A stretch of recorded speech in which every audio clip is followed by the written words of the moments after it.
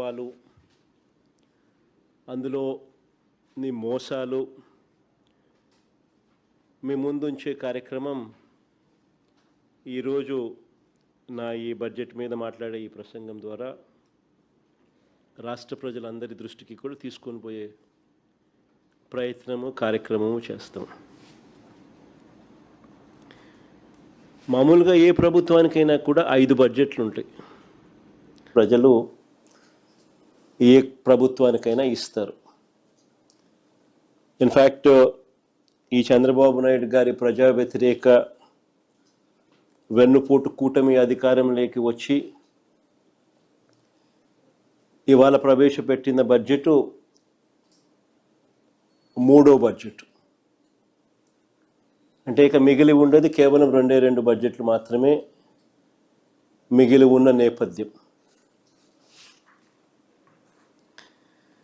మరి ప్రవేశపెట్టిన ఈ 3 బడ్జెట్ల ద్వారా చంద్రబాబు నాయుడు గారు రాష్ట్రానికి కానీ ప్రజలకు కానీ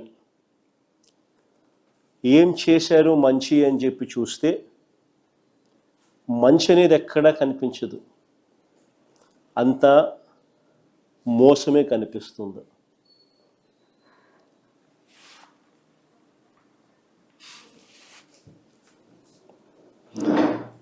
ప్రజలను వరుసగా వెన్నుపోటు పొడుస్తూ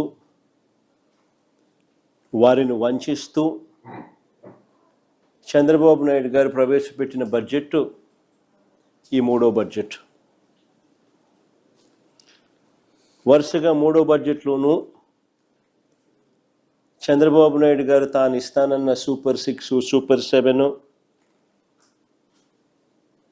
ఈ మేనిఫెస్టోల హామీలు పూర్తిగా గాలికి ఎగిరిపోయాయి. ఇతర హామీలు, ఇతర వాగ్దానాలను పూర్తిగా విస్మరించిన పరిస్థితులు. అన్ని వర్గాల ప్రజలను మరోసారి మోసం చేస్తూ పెట్టిన బడ్జెట్ ఇది.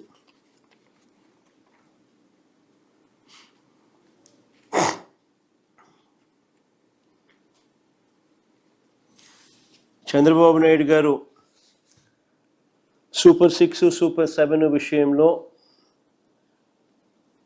తాను ప్రజలను మోసం చేయడానికి అన్ని రకాలుగా ముందుగానే నిర్ణయించుకున్నారు కాబట్టి అబద్ధాలను కూడా రక్తి కట్టించారు. సూపర్ 6, సూపర్ 7 హామీలను తాను నెరవేర్చకపోయినా అబద్ధాలు పదే అవే అబద్ధాలు చెబుతూ సూపర్ 6, సూపర్ 7 అట్టర్ ఫ్లాప్ అయినా కూడా తాను చేయలేక సూపర్ హిట్ అంటూ నిస్సిగ్గుగా మోసం చేస్తూ గోబల్స్ ప్రచారానికి దిగారు.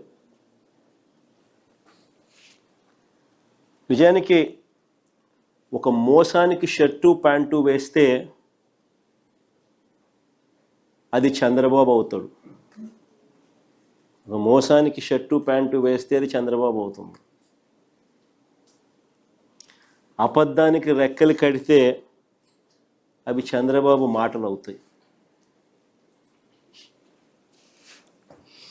ఈ బడ్జెట్లో కూడా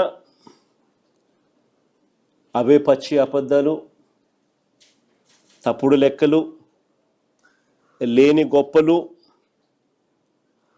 చంద్రబాబు భజన ఈ బడ్జెట్లో ఇవే కనిపిస్తాయి.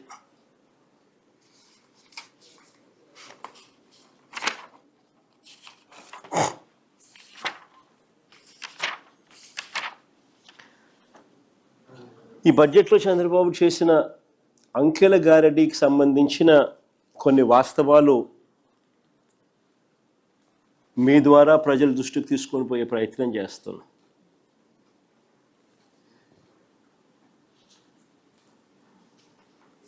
రాష్ట్ర ప్రగతి గురించి,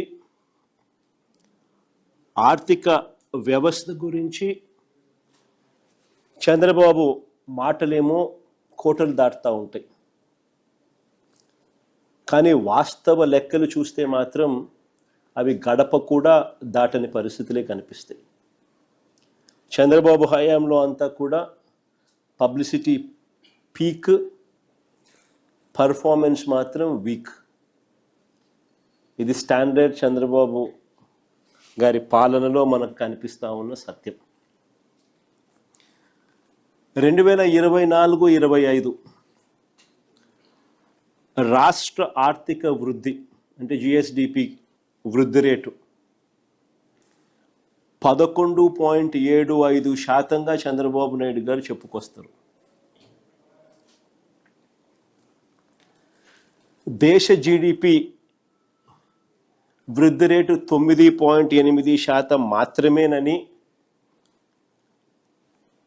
చంద్రబాబు నాయుడు గారు తన ఆఫీస్లో కూర్చొని అంకెలు రాసేస్తారు. ఇది 2024-25కి సంబంధించి చంద్రబాబు నాయుడు గారు ఇస్తా ఉన్న సమాచారం. సిమిలర్లీ అంతేకాదు 2025-26 సంబంధించి రాష్ట్రంలో జిఎస్డిపి గ్రోత్ రేటు 10.75% గ్రోత్గా గొప్పలు చెప్పుకుంటారు.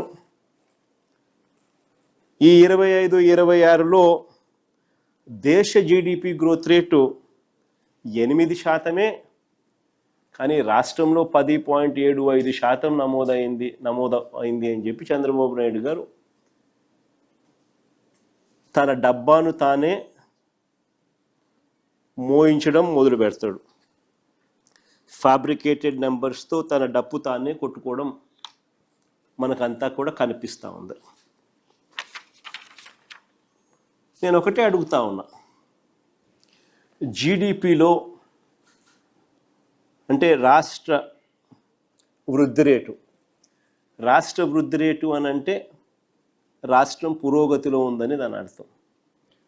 Primary sector, secondary sector, tertiary sector అన్నీ కూడా పురోగతి సాధిస్తున్నాయి అని దాని అర్థం. అంటే వ్యవసాయము, మ్యానుఫ్యాక్చరింగు, సర్వీసెస్ సెక్టరు అన్ని సెక్టర్సు వేగంగా పరిగెత్తా ఉన్నాయని దాని అర్థం. మరి చంద్రబాబు చెప్పిన ఈ లెక్కలే నిజమైతే జిఎస్డిపిలో ఈ మేరకు గ్రోత్ రేటు నిజంగానే కనిపిస్తూ ఉంటే దట్ షుడ్ ట్రాన్స్లేట్ ఇంటూ ప్రజల తలసరి ఆదాయం కూడా ఇదే రీతిలో నిజంగా పెరిగి ఉండాలి కదా. దట్ షుడ్ ట్రాన్స్లేట్ ఇంటూ ప్రజల తలసరి ఆదాయం కూడా ఇదే రీతిలో నిజంగానే పెరిగి ఉండాలి కదా. ఆ తలసరి ఆదాయం నిజంగానే ప్రజలకు ఆదాయాలు నిజంగానే పెరిగి ఉంటే తద్వారా వాళ్ళ కొనుగోలు శక్తి కూడా పెరగాలి కదా. సో కొనుగోలు కూడా పెరగాలి కదా, పెరిగి ఉండాలి కదా, కొనుగోలు కూడా పెరిగి ఉండాలి కదా. తద్వారా ప్రభుత్వానికి వచ్చే ఆదాయాలు ట్యాక్స్ రెవెన్యూస్ కూడా పెరిగి ఉండాలి కదా. అంతా కనెక్టెడే కదా. రాష్ట్రం పురోగతిలో ఉంది, జిఎస్డిపి గ్రోత్ రేటు వృద్ధి.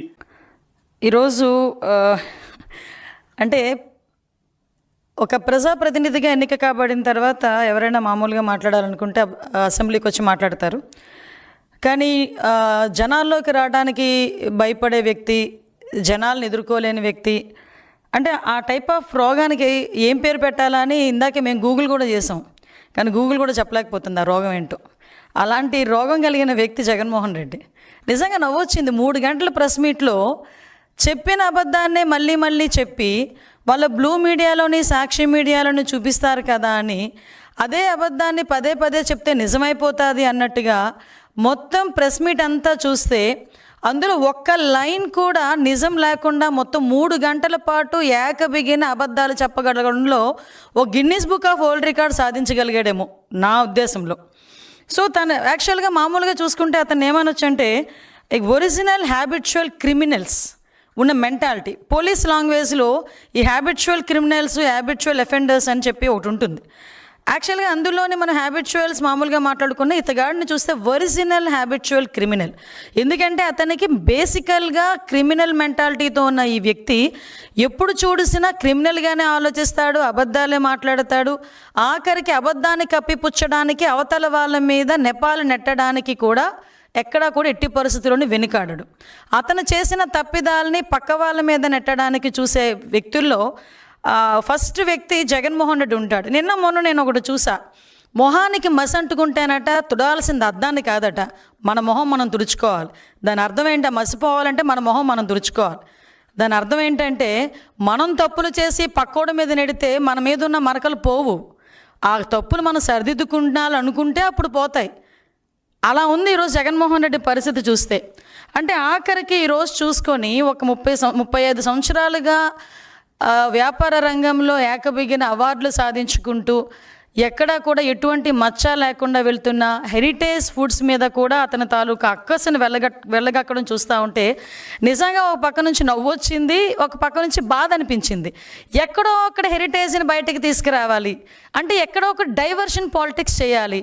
ఇప్పుడు మొత్తం ఆంధ్రప్రదేశ్లోనే కాదు, భారతదేశంలో వెంకటేశ్వర స్వామి భక్తులందరూ కూడా ఈరోజు ఆ కల్తీ జరిగింది, ఆ మహాపాపం జరిగింది అని గురించి మాట్లాడుకుంటా ఉంటే దీని అంతటినీ సైడ్ చేసి ఎక్కడో ఇప్పుడు సంబంధించిన కొన్ని కంపెనీస్ని తీసుకొచ్చి అదేవిధంగా హెరిటేజ్ కంపెనీ మీద వీటి మీద ఏదో రకంగా బురద చల్లాలి అని చెప్పి ఒక రకంగా మాట్లాడే పరిస్థితి కనిపిస్తూ ఉంటే, ఇందాపూర్ డైరీ గురించి మాట్లాడే పరిస్థితి కనిపిస్తూ ఉంటే నిజంగా బాధ అనిపిస్తుంది. ఇందాక ప్రెస్ మీట్ పెడుతూ నా దగ్గర చాలా ఆధారాలు ఉన్నాయి, ఇన్ని పేపర్స్ తీసుకొచ్చాడబ్బా.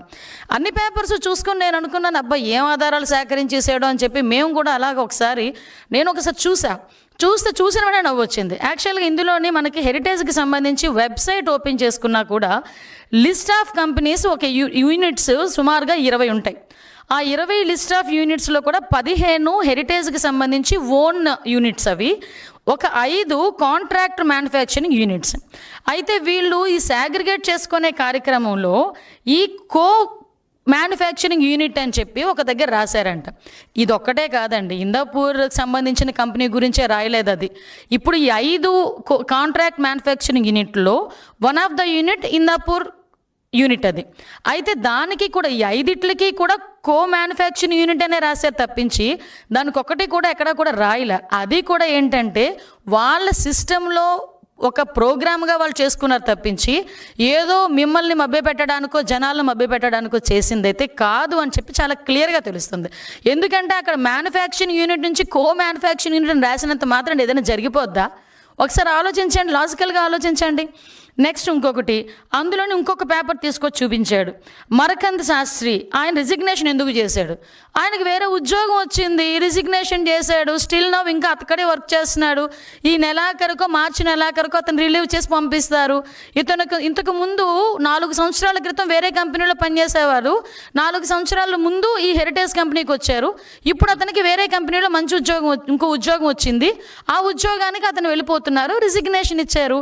ఇది కూడా వన్ ఆఫ్ ద యాక్చువల్గా నార్మల్ ప్రాక్టీస్ అది అంటే దీన్ని కూడా ఈ రాజకీయానికి ఉపయోగించుకుంటున్నారంటే ఏదో అంటారు కదా, సూక్ష్మ రంధ్రాన్వేషణ చేస్తున్నారనమాట.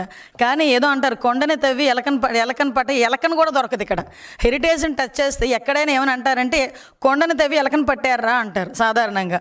నువ్వు హెరిటేజ్ని తవ్వితే ఎలక కూడా దొరకదు, ఎందుకంటే అంత క్లీన్ చీట్లో ఉండే ఒక సంస్థ అది.